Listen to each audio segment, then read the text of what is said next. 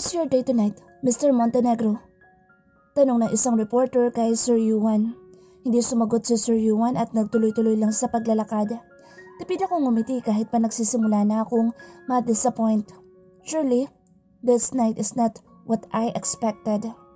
Pagkapasok namin sa loob ng function room ay bumungad ang isang engrandeng party. Madaming mga mayayaman na suot ang kanilang nagmamahalang mga gown, bags and jewelries.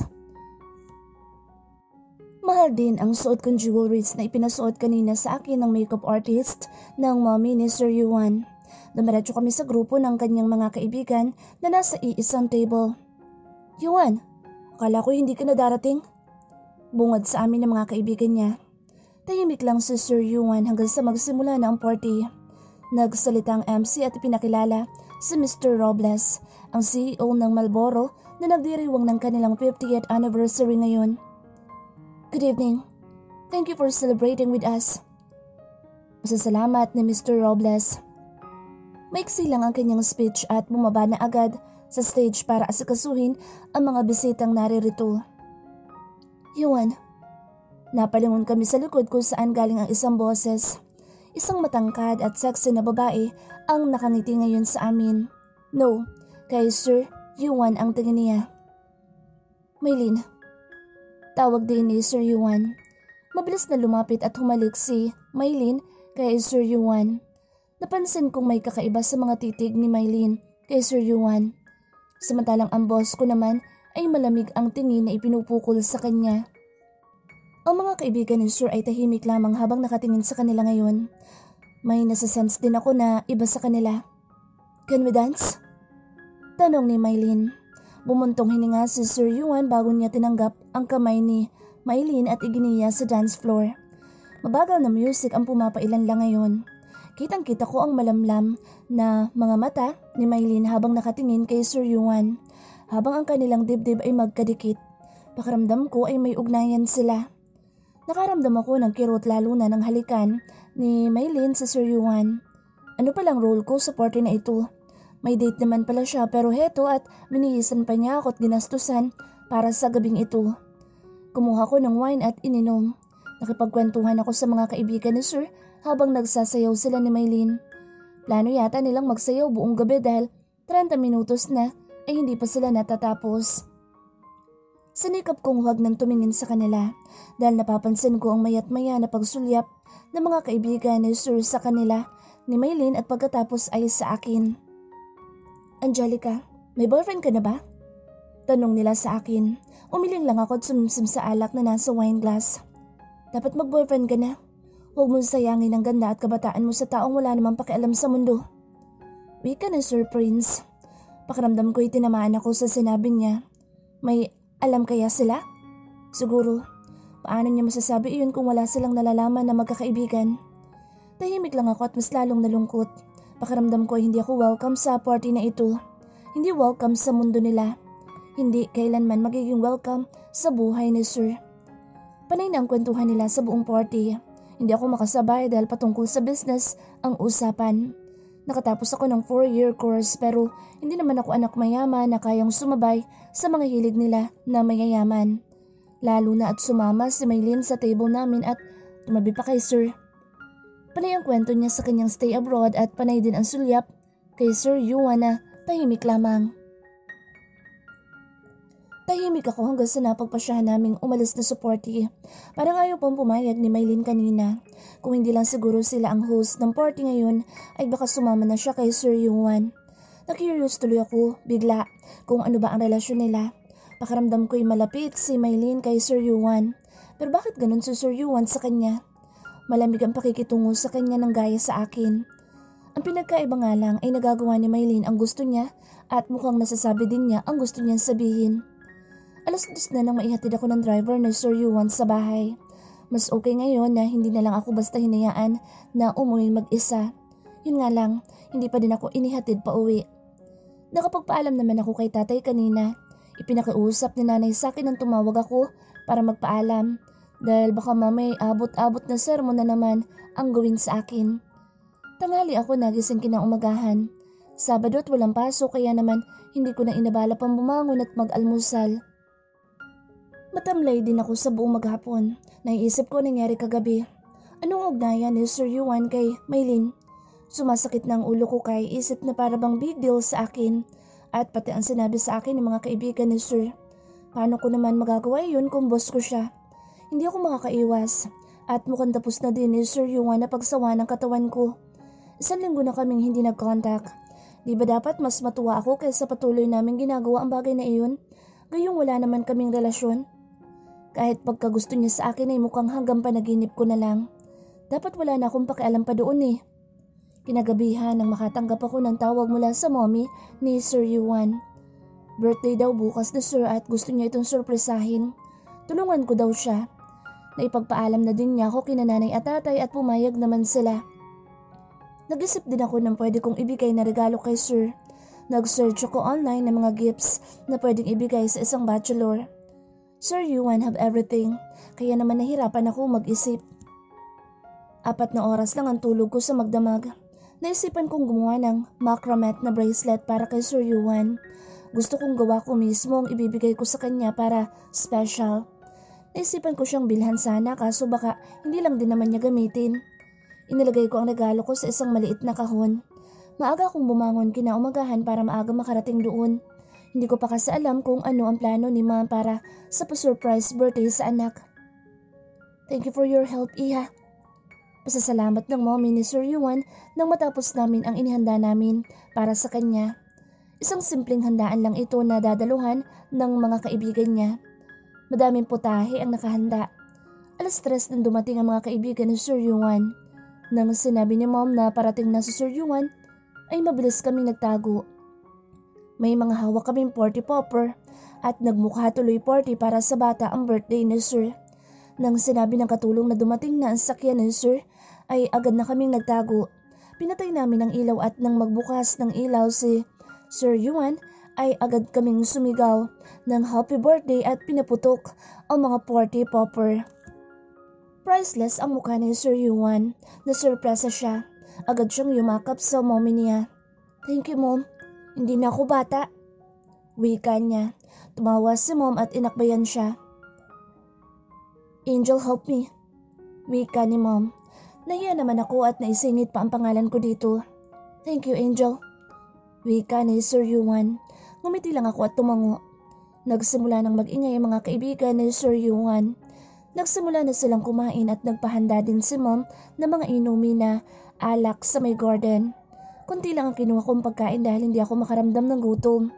Naumay yata ako dahil tumulong ako sa pagluluto ng ilang mga putahe. Katabi ko si Sir Yuan sa upuan habang tahimik lang din siyang kumakain. Naalala ko ang ibibigay kong regalo sa kanya. Kukunin ko na sana sa divider na pinaglagyan ko sa kitchen nang dumating si Maylin. May ilang minuto ng katahimikan nang dumating siya at nagmukhang awkward tuloy. Matamis siyang ngumiti at naglakad papunta kay Sir Yuan. Ginawaran niya ito ng halik sa labi. Nag-ingat at nag-iwas ako ng tingin. Happy birthday, honey. Bati niya sa malambing na boses. Tahimik din namamasa ng mga bisita ni Sir Yuan. Ako naman ay natularo. Tama ba ang narinig ko? Tinawag niyang honey si Sir Yuan. May ugnayan nga talaga sila. Pero bakit ganoon ang pakikitungo ni Sir sa kanya? May bitbit na regalo si Maylin para kay Sir Yuan. Isang mamahalin na bracelet at agad isinuot ni Maylin sa kamay ni Sir. Nahiya tuloy akong ibigay ang regalo ko para sa kanya kaya naman nagpa siya kung hindi na lang iaabot sa kanya ito. Pagkatapos kumain ay pumunta na sila sa garden para mag-inuman. Hindi na ako sumama kahit pa sinabihan ako ni Mom na sumama ako. Hindi naman ako kaibigan ni Sir Yuan para makijoin sa kanila. At saka nandoon si Maylin na lingkis kay Sir Yuan. Tumulong na lang ako sa pagliligpit ng mga pinagkainan kahit papanay ang saway sa akin ng mommy ni Sir at ni Manang Lusing na mayordoma. Nakabalik na pala si Maylin. Sabi ni Manang Lusing kay Ma'am. Bumuntong hininga si Ma'am at sumulyap sa akin. Sana ngay hindi na lang bumalik. Bumalik siya pagkatapos ng ilang taon tapos umaasta siya na parang kahapon lang lahat. Sagot ni Ma'am. Tahimik lang ako. Naging curious tuloy ako sa sinasabi ni Ma'am. Mahal na mahal siya ni Yuan. Malay mo naman at saka sala na ang hantong nila. Wika ni Manang Lusing. Ilang minuto akong nawala sa wisyo. Mahal ni Sir Yuan si Maylin? Tama ba ang narinig ko? Siguro nga. Marahil ay umalis si Maylin at iniwan si Sir Yuan at ngayon ay nagbalik na. Kaya ba hindi ako magawang mahalin ni Sir Yuan? Kasi nasa puso pa rin niya si Maylin? Pakiramdam ko'y maiiyak ako kaya naman nakailang beses akong lumunok at tumingala para hindi maluha at nakakahiya sa mommy ni Sir Yuan. Baka kung ano pang isipin. Kaya siguro hindi na din ako ginagamit ni Sir dahil bumalik na si Maylin. Nang matapos ligpitin ang mga hinugasan ko'y nagpaalam na ako kay ma'am. Nagmadali na ako at hindi na ako nagdala pa ng sinasabi niya na iuwi ko na pagkain para sa pamilya ko. Naliit ako bigla sa sarili ko. Kailanman talaga'y hindi ako nababagay sa buhay ni Sir Yuan. Umiyak ako magdamag kahit anong saway ko sa sarili na huwag ako masaktan dahil wala naman kaming relasyon ni Sir Yuan ay walang humpay sa pagtulo ang aking luha. Ngarag ako kinaumagahan at kinailangan ko pa mag-apply ng concealer sa muka para maitago ang aking eye bags. Maaga akong pumasok at wala pa si Sir Yuan nang dumating ako sa opisina. Nagtimpla ako ng kape sa pantry at dinala sa table ko. Inisa-isa kong ayusin ang mga files na galing sa accounting department bago dalhin sa table ni Sir at mapirmahan na niya. 8 a.m. nang dumating si Sir. Binati ko siya pero ang mga mata ko ay nakatuon sa mga papeles na inaayos ko. Hindi ko pa naririnig ang pagbukas ng kanyang pinto kaya naman napaangat ako ng ulo. Nakatayo siya sa harap ng table ko habang matama na akong tinititigan. May utos po kayo, Sir? Tanong ko pero agad din ako nag-iwas ng tingin. Siguro ito muna ang first step ko para umiwas sa kanya kahit papaano. Kapag natititigan ko kasi siya sa mukha ay nahihipnotismo ko at muling uusbong ang nararamdaman ko para sa kanya at hindi naman dapat. Make me a coffee. Bring it to my office. Wika niya at agad pumasok sa kanyang office. Saka naman ako nakahinga ng maluwag. Tumayo na ako at pumunta ng pantry para gawin ang iniuutos niya. Kumatok muna ako ng 3 beses bago ko pinihit ang doorknob. Diretso ang lakad ko at sa baba lang ang aking tingin. Nilapag ko na ang coffee at mabilis akong tumalikod pero agad akong hinawakan ni Sir sa aking palapulsuhan. Nilingon ko siya at seryoso ang kanyang mukha. Ilang minuto kaming nagtitigan hanggang sa unti-unti akong lumapit sa kanya. Binitawan niya ako noon pero nang makalapit ako ay hinapit niya ako sa aking bewang. Nag-alangan man ay umuko ako para bigyan siya ng halik. Mahigpit niya akong hinapit at pinisil ang aking pangupo. Maalab ang aming halikan. Hanggang sa humantong kami sa pag-iisa at pagsasanib ng aming katawan. Napamura siya at kinagat ang aking collarbone. Napasinghap ako sa sakit. I can feel his liquid inside me. Oh, Maylin. Natigilan ako sa narinig kong iniungol niya na pangalan. Parang may punyal na tumarak sa aking puso. Mukhang natigilan din si Sir ng ilang sandali at ibinabanan niya ako. Mabilis ako naglakad papunta sa swivel chair niya kung saan nagkalat ang mga damit ko. Mabilis kong isunuot ang aking damit. Sa banyo, sa labas na lang ako maglilinis ng mabuti. May dala naman ako lagi na extra underwear. Hindi ko makayanan ang bigat ng aking puso. Nangingilid ang mga luha ko na lumabas sa opisina ni Sir. Alam kong pinagmamasdan niya lang ako pero hindi ko na magawang lumingon pa. Pakiramdam ko'y napakababa ko pero may mas isasakit pa pala na ibang tao ang iniisip niya habang nakikipagtalik sa akin. Umiyak ako sa comfort room. Ang sakit. Ilang minuto din ako sa ganitong lagay hanggang sa mapagpasyahan ko lumabas na at ituloy ang trabaho. Yun naman talaga ang role ko sa buhay niya. Tumayo na ako para mag-lunch sa cafeteria nang biglang bumukas ang pinto ng opisina ni Sir. Hindi na sana ako lilingon at agad maglalakad paalis nang tawagin niya ako. I ordered us lunch. Wika niya. Nilingon ko siya. First time yata na ililibre niya ako ng lunch at sabay pa kaming kakain. Tumango lang ako at bumalik sa table ko. Nakatayo lang din siya sa hamba ng kanyang pintuan at alam kong nakatingin siya. Ano kaya ang nakain ng isang ito at may pa-lunch pa? Naalala ko na naman ang nangyari kanina. So, he's bribing me, ha? Masama pa din ang loob ko. Nasasaktan ako at kahit ilang lunch pa ang ilibre niya sa akin, siguro ay hindi basta-basta maghihilom ang sugat na idinulot niya. Nang dumating ang pinadeliver na food ay pumasok na ako sa office ni Sir. May 4-seaters table siya doon na madalas ay ginagamit kapag inaabutan ng lunch ang ibang client niya. Inayos ko na ang hapag at isa-isang binuksan ng mga container ng pagkain. Masasarap at halatang mamahalin na restaurant ito galing. Nagdasal ako ng tahimik bago ko kumain. Pagdilat ko ay nakita ko si Sir na nakatingin sa akin. Nag-iwas ako ng tingin. Angel? Tawag niya sa akin. Sir. Sagot ko naman. Tiningnan ko siya pero agad siyang umiling at ibinalik ang atensyon sa pagkain. Nakakalahati na namin ang pagkain nang biglang magbukas ang pinto ng opisina. Mabuti na lang at kahit papaano'y malapit na ako mabusog. Bago dumating ang buwisita, si Maylene ang dumating at may bitbit siyang brown paper bag na malamang ay pack lunch para kay Sir. Ay, you're eating your lunch na?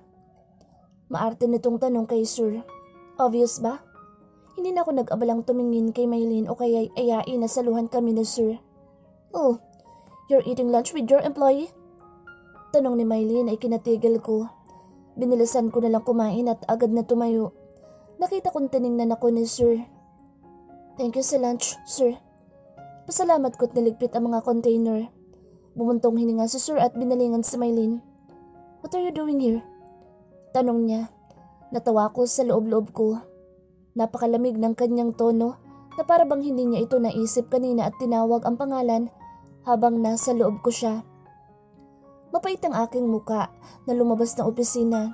Nag-toothbrush ako sa comfort room ng mga employee. Girl, si Maylene ba yung bisita ng boss mo? Tanong sa akin ni Tony, taga-accounting department. Tumangulang ako habang patuloy ang pagtutoothbrush. Bagay sila ni Sir. Mayaman at may sarili mga kumpanya ang pamilya. Dagdag naman ni Jella. Bumuntong hininga ako. Kailan ba magiging bagay ang isang dukha sa isang mayaman?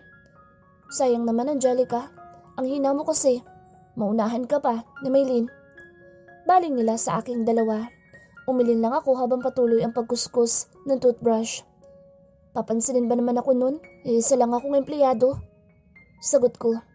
Pero huwag mong sabihin na hindi mo gusto si Sir. Gusto, pero hanggang doon lang yun. Sagot ko. Dapat inakit mo. Udyok ni Jella. Tinulad mo naman sa'yo. Punteriya mo mga bigati na tao. Ano nangyari sa'yo? Di nabuntis, hindi pa pinanagutan. Wika ni Tony. Natigilan ako pero agad na ako naghilamos at naglagay ng panibagong press powder sa mukha. Pagbalik ko sa work table ko ay nadinig ko mula sa loob ang tawa ni Maylene. Napailing ako. Iyokong pansinin o isipin ang mga bagay na ikasasakit ko. Nagpatuloy ako sa trabaho ko kahit pa lumilipad ang utak ko sa loob ng opisina ni Sir at nai-imagine ko ang iba't ibang senaryo. Pumatak ang 3:00 pero hindi pa din lumalabas si Maylene sa loob ng opisina. Maging si Sir ay wala din iniuutos sa akin. Nagsimulang tumahip ang puso ko. Ginagawa din kaya nila sa loob ng opisina ang ginagawa namin? Naluluha ako't kinakabahan. Agad akong yumuko at nagpunas ng luha nang lumabas si Sir sa opisina niya. Angel, I ordered snacks. Bayaran mo na lang kapag dumating at ipasok mo sa office. Wika niya at naglapag ng big bill. Okay, Sir.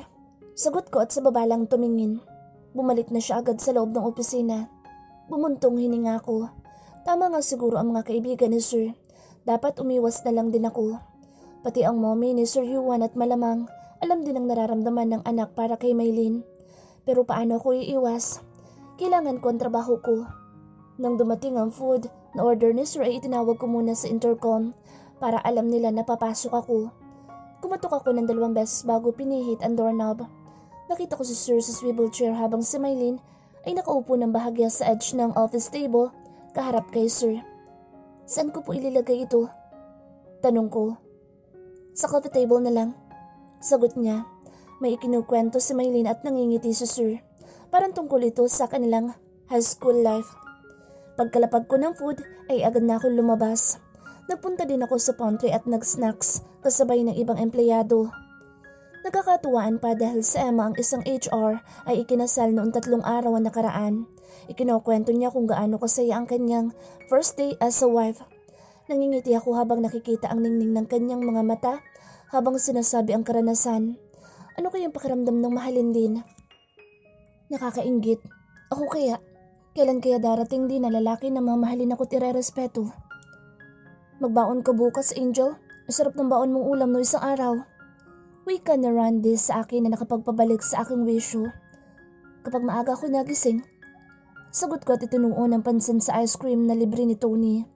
Natapos ang snacks ay inayos ko per date ang mga files na bagong dating mula sa accounting. Kailangan ni Sir pirmahan ng mga ito. Kumatok ako ng 2 beses bago ko binuksan ang pinto. Nagulat pa ako na makita ko si Maylene na nakasampay ang mga braso niya sa balikat ni Sir. Hindi naman sila naghahalikan. Siguro ay tapos na silang maghalikan o nagsisimula na mag-init. Pero sorry na lang sila at marami siyang pipirmahan. Sorry sir, but you have to sign these documents. Wika ko at naglakad palapit sa table niya na para bang wala akong nakita. Agad din akong umalis doon. Huminga ako at nagpakawala ng hangin mula sa aking bibig. What a day. Sabay umalis si Sir Yuan at Maylene ng hapon na iyon. 30 minutes pa bago mag-alas 5 kaya naman ay may iwan pa ako. Nag-ayos muna ako ng ilang mga files sa computer bago ako nag-out. Naglakad ako at hindi muna ako pumara ng sasakyan. Parang gusto kong kumain muna ng mga street food, ilang kanto ang layo mula sa trabaho. Pero bago pa ako makarating doon nang may huminto na sasakyan sa gilid ng kalsada. Napalingon ako at nakita kong ibinaba ng driver ang bintana ng kanyang salamin. Angel! Tawag niya sa akin. Si Sir Prince ito, ang kaibigan ni Sir Yuan. Sir, sagot ko naman na tumarap sa kanya. Bakit ka naglalakad? Tanong niya. Kakain muna ako ng street food dyan sa kanto, sir, bago ako umuwi. Sagot ko. Hindi magandang street food para sa kalusugan mo. Wika niya. Nangiti lang ako at umiling. Ihatid na kita. Mag-drive-thru tayo sa daan. Wika niya. Nakakaengganyo ang alok ni Sir kaya naman pumayag na ako. Agad kong hinila ang pinto sa likuran ng kanyang sasakyan. Hoy, hindi mo ako driver. Dito ka sa harap. Wika niya. Tumawa pa ako't sumakay na din. Anong gusto mong kainin? Tanong niya. Parang masarap sa Jollibee. Sagot ko habang nakahawak ang 3 daliri sa aking baba. Tumawa si Sir at sinabing para akong bata. Nag-drive-thru kami sa Jollibee at nang madaan kami sa Starbucks ay napalingon ako. Hininto din naman ni Sir ang sasakyan at sinabi na o-order siya. Pagdating niya ay may bit-bit siyang frappe at carrot cheesecake. Natakam tuloy ako. Huminto kami sa park at doon kumain. Mas maayos na din na ganito ang kainin mo kaysa street food. Mas malinis ng konti. Wika niya. Ngumiti lang ako habang nagsusubo ng fries at higop sa frappe. Hindi mo na nga pinapahalagahan ang puso mo na kahit nasasaktan ay sige pa rin. Pati ba naman ang kalusugan mo? Wika niya na nagpatigil sa akin sa pagsubo ng fries. Sabay kami bumuntong hininga at nangiti. Mukhang alam nga talaga niya ang ugnayan namin. Sinabi niya ba sa inyo? Tanong ko. Total, alam na din naman nila. Hindi na siguro nakakahiya kung itanong ko. Hindi, alam lang namin. Sagot niya. Tumango lang ako at sabay higop sa frappe. Pakiramdam ko'y gumaan ang pakiramdam ko sa kinakain ko ngayon. Hanggang kailan ka magiging sunod-sunuran sa kanya? Pwede ka maghanap ng ibang trabaho. Tutulungan kita. Offer niya. Naiisip ko din yan, sir. Kukuha lang ako ng buwelo. Sagot ko. Bakit pa kailangan ng buwelo? Pwede ka naman mag-resign agad. Sagot niya. Tila binibigyan niya ng dahilan ng mga pangangatwiran ko. Don't get me wrong.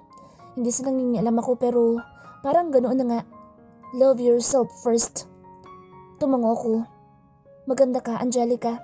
Piliin mo lalaki na nakikita ang ganda mo o ang kabutihan mo.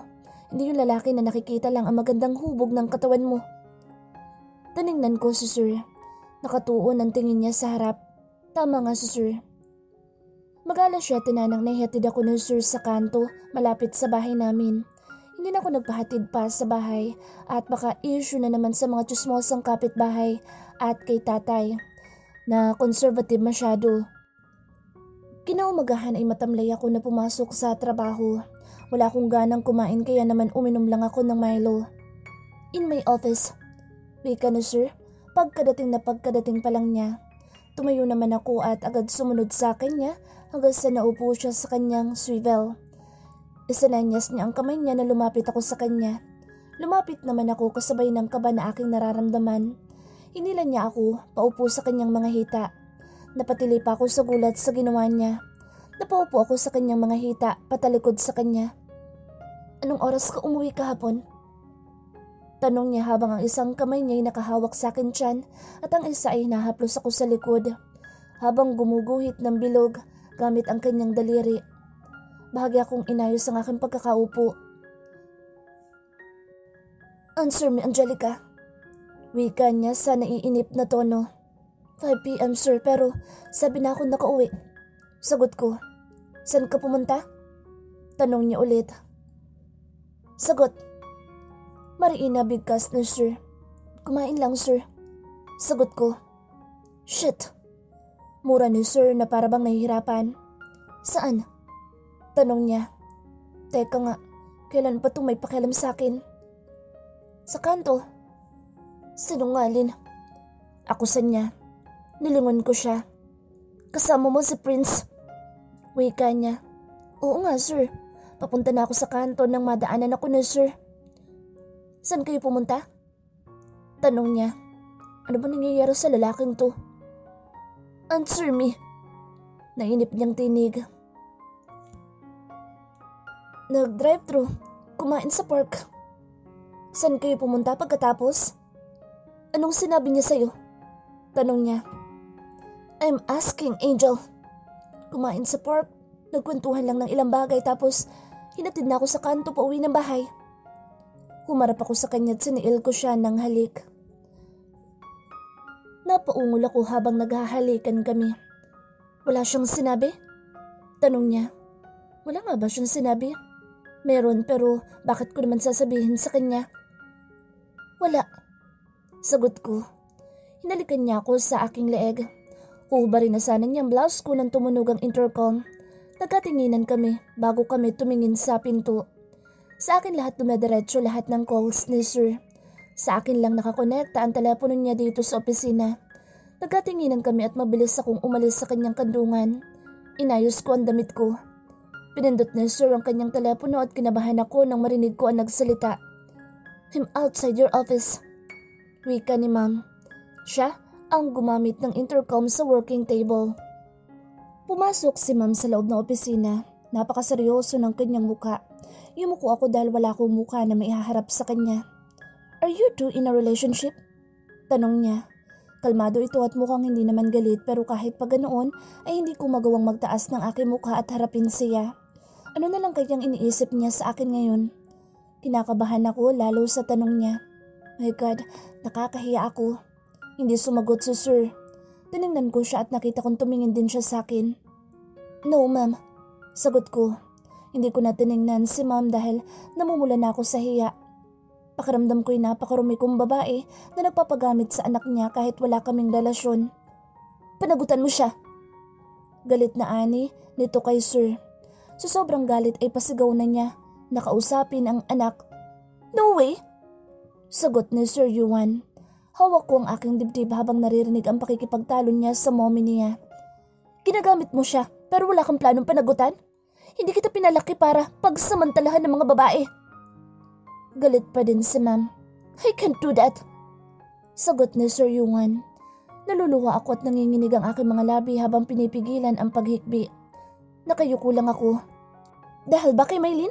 Kung hindi ka pa nakapag-move on, bakit mo siya ginagamit? Kumuyom ang kamao ko. Pakiramdam ko'y mas nanliit ako sa akin sarili. It's not what you think, Mom. Wika na Sir. Kung hindi, bakit? Paano kung mabuntas mo siya?